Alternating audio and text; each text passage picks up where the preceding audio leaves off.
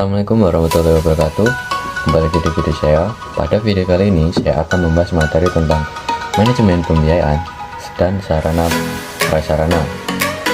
Sebelumnya perkenalkan, nama saya Muhammad Yusuf dengan NPM A1B02062 dari Prodi Pendidikan Guru Sekolah Dasar Universitas Bengkulu. Mata kuliah Pengelola Pendidikan dengan dosen pengampu Bapak Dr. Muhammad Kristiawan MPD. Pembiayaan. Yang pertama, konsep pembiayaan pendidikan. Apa sih itu pembiayaan pendidikan?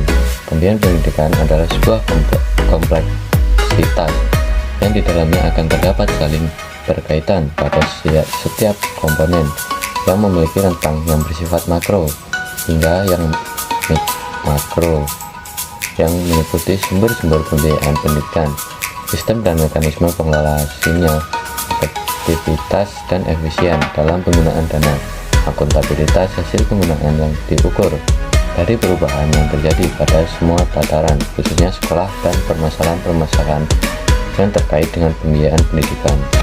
Yang kedua, landasan hukum pembiayaan pendidikan. Menurut Baharudin, menyebutkan bahwa landasan hukum pembiayaan pendidikan terdiri atas A. Dasar yuridis. Pertama, Pancasila sebagai negara yang berdaulat, Republik Indonesia mengaku Pancasila sebagai kedaulatan tertinggi. Yang kedua, Undang-Undang Dasar tahun 1945.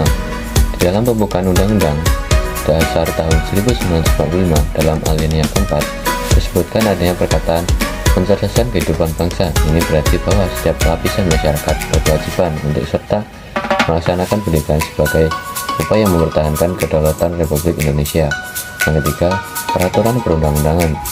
Lembaga pendidikan dalam melaksanakan tugasnya menerima dana dari sebagai sumber. Penerimaan dari berbagai sumber tersebut perlu dikelola dengan baik dan benar. MP. Dasar filosofis. Seperti yang telah dikemukakan bahwa proses pendidikan tidak dapat berjalan tanpa dukungan biaya. Hal ini dikarenakan segala kegiatan yang dilakukan sekolah memerlukan dana. Hampir dapat dipastikan bahwa proses pendidikan tidak dapat berjalan tanpa dukungan biaya yang memadai. Dari mana sih sumber keuangan sekolah? Menurut Nana Fatah pada tahun 2004, sumber keuangan sekolah yaitu sebagai berikut. Yang pertama, dari pemerintah pusat. Yang kedua, siswa. Yang ketiga, kelompok masyarakat. Yang keempat, alumni. Yang keenam, orang tua. Yang ketujuh, pengusaha. Yang kedelapan, yayasan. Yang kesembilan, Pemda. Kategori biaya pendidikan. Yang A, biaya langsung dan tidak langsung. Biaya langsung yaitu biaya yang langsung berproses dalam produksi pendidikan, di mana biaya pendidikan ini secara langsung dapat meningkatkan mutu pendidikan. Yang kedua, biaya tidak langsung adalah pengeluaran tidak secara langsung mendukung proses pendidikan, tetapi memungkinkan proses pendidikan tersebut terjadi di sekolah, meliputi biaya hidup, transportasi, biaya jajan, biaya kesehatan, dan biaya-biaya lainnya. Yang B, biaya masyarakat dan biaya pribadi. Biaya masyarakat dapat dikatakan sebagai biaya publik, yaitu sejumlah biaya yang harus dibayar oleh masyarakat untuk pendidikan, baik melalui sekolah maupun melalui pajak yang dihimpun oleh pemerintah, kemudian digunakan untuk membiayai pendidikan. Yang kelima, pendekatan biaya satuan pendidikan. A. Pendekatan makro. Pendekatan makro mendasarkan perhitungan pada sejumlah pengeluaran pendidikan yang diterima dari berbagai sumber dana, kemudian dibagi jumlah peserta didik. Yang B. Pendekatan mikro. Pendekatan mikro berdasarkan perhitungan biaya berdasarkan alokasi pengeluaran per komponen pendidikan yang digunakan oleh peserta didik. 6. Fungsi biaya pendidikan. Menurut Baharudin tahun 2010, fungsi pembiayaan pendidikan yaitu sebagai berikut. A. Memungkinkan penyelenggara pendidikan dilakukan secara efisien dan dalam artian dana yang diperoleh dapat digunakan untuk pencapaian tujuan tertentu yang diinginkan. Yang B. Memungkinkan ketercapaian kelangsungan hidup lembaga pendidikan. Yang C. Dapat mencegah adanya kekeliruan, kebocoran, atau penyimpangan penggunaan dana dari rencana semula. Dan yang terakhir, yang D. Menggambarkan target-target yang akan dicapai sekolah atau madrasah. Manajemen sarana dan prasarana. Apa sih pengertian sarana dan prasarana? Menurut dari sini, Sarana adalah segala sesuatu yang dapat dipakai sebagai alat dalam mencapai makna dan tujuan. Menurut Kamus Besar Bahasa Indonesia pada tahun 2002, sarana adalah segala sesuatu bisa berupa syarat atau upaya yang dapat dipakai sebagai alat atau media dalam mencapai maksud dan tujuan. Manajemen sarana prasarana adalah suatu kegiatan bagaimana mengatur dan mengolah sarana dan prasarana pendidikan secara efektif dan efisien dalam rangka pencapaian tujuan yang telah ditetapkan. Menurut Baharudin tahun 2010.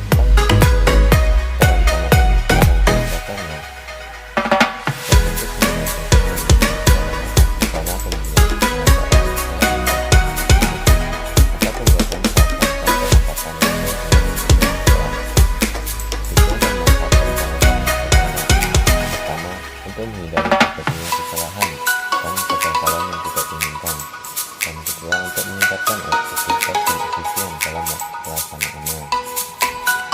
Yang keempat, persyaratan perencanaan sarana dan prasarana. Menurut Mulyasa tahun 2005, persyaratan perencanaan sarana dan prasarana yaitu sebagai berikut.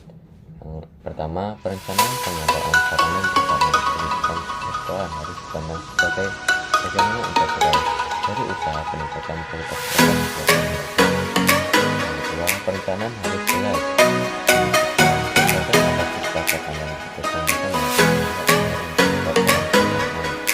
Yang keempat, mengikuti pedoman atas standar kualitas dan kualitas sesuai dengan skala prioritas. Perencanaan pengadaan sesuai dengan PowerPoint anggaran yang disediakan. Mengikuti serta unsur orang tua murid. Yang ke-8, fleksibel dan dapat menyesuaikan dengan keadaan, perubahan, situasi, dan kondisi yang tidak disangka-sangka. Yang ke-9, dapat didasarkan pada jangka pendek dalam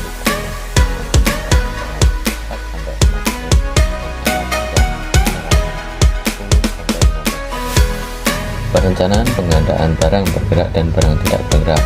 Barang bergerak itu barang habis pakai, seperti menyusun daftar saran sekolah yang disesuaikan dengan kebutuhan dan rencana kegiatan sekolah tiap bulan. Kedua, memperkirakan biaya untuk pengadaan barang tersebut setiap bulan. Ketiga, menyusun rencana pengadaan barang tersebut menjadi rencana triwulan, tengah tahunan, dan kemudian menjadi rencana tahunan. Yang kedua, barang tidak habis pakai. Pertama itu menganalisis dan menyusun keperluan sarana dan prasarana. Yang kedua, memperkirakan biaya sarana dan prasarana. Yang ketiga, menetapkan skala prioritas menurut dana yang tersedia. Yang ketiga, barang tidak bergerak seperti tanah, bangunan. Yang keenam, pengadaan sarana dan prasarana. Cara-cara pengadaan sarana dan prasarana menurut Barnawi tahun 2015 adalah sebagai berikut. Pertama, pembelian, pembuatan sendiri, penerimaan hibah, penukaran, pendaur ulangan, pinjaman, dan penyewaan. 7. Inventarisasi sarana dan prasarana. Tujuan inventarisasi sarana dan prasarana menurut Barnawi tahun 2015 adalah sebagai berikut. Pertama, untuk menjaga dan tertib administrasi sarana dan prasarana yang dimiliki oleh suatu sekolah.